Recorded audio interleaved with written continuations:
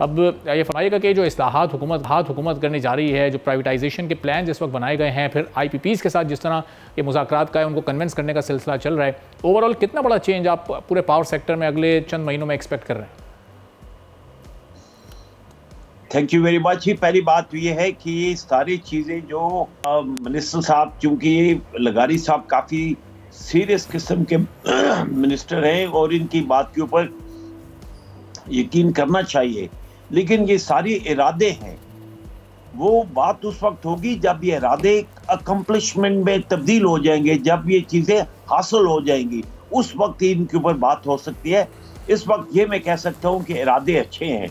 और जहाँ तक IPPs का तल्लुक है, देखें, चाइनीज़ IPPs के साथ रीनेगोशिएट करना, उनके साथ बातचीत कर और उनके टर्म्स को आसान करना, वो तो IMF की रिक्वायरमेंट भी है। तुम्हारे पास तो कंपल्शन है, हमें तो बहुत ज़रूरी करना चाहिए।